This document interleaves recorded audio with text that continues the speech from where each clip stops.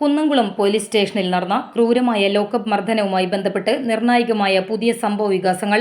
കേസിൽ ശക്തമായ തുടർ നടപടികൾ സ്വീകരിക്കുന്നതിന്റെ ഭാഗമായി ആഭ്യന്തരമന്ത്രി രമേശ് ചെന്നിത്തല സംസ്ഥാന പോലീസ് മേധാവി റവാഡ ചന്ദ്രശേഖരനോട് അടിയന്തരമായി വിശദമായ ഒരു റിപ്പോർട്ട് തേടിയിരിക്കുകയാണ്.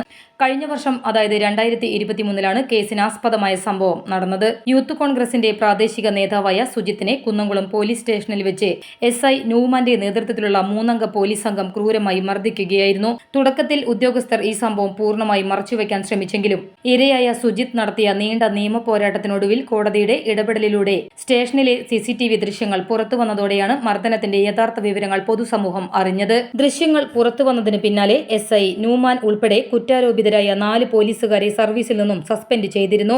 ഇവർ നിലവിൽ ഡ്യൂട്ടിയിൽ ഇല്ല. എന്നാൽ കുറ്റക്കാരായ പോലീസുകാർക്കെതിരെ കേവലം സസ്പെൻഷൻ നടപടികൾ മാത്രം പോരെന്നും അവർക്കെതിരെ കർശനമായ ക്രിമിനൽ കേസ് രജിസ്റ്റർ ചെയ്ത് അന്വേഷണം നടത്തണമെന്നും ആവശ്യപ്പെട്ട് സുജിത്തും സുഹൃത്തുക്കളും നേരിട്ട് ആഭ്യന്തരമന്ത്രിക്ക് പരാതി നൽകുകയായിരുന്നു. ഈ പരാതിയുടെ അടിസ്ഥാനത്തിലാണ് ഇപ്പോൾ ആഭ്യന്തര വകുപ്പിന്റെ അടിയന്തര ഇടപെടൽ ഉണ്ടായിരിക്കുന്നത്. പോലീസ് മേധാവി നൽകുന്ന അന്വേഷണ റിപ്പോർട്ട് ലഭിക്കുന്ന മുറയ്ക്ക് ഈ കേസിൽ പുതിയ അന്വേഷണ സംഘത്തെ നിയോഗിക്കണമോ എന്നതടക്കമുള്ള കാര്യങ്ങളിൽ തീരുമാനമുണ്ടാകും.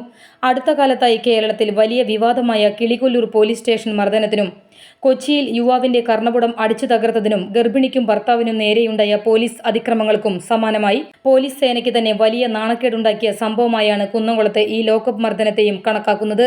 അതിനാൽ തന്നെ വരും ദിവസങ്ങളിൽ ശക്തമായ ക്രിമിനൽ നടപടികൾ ഈ കേസിൽ ഉണ്ടാകുമെന്നാണ് വിലയിരുത്തപ്പെടുന്നത്.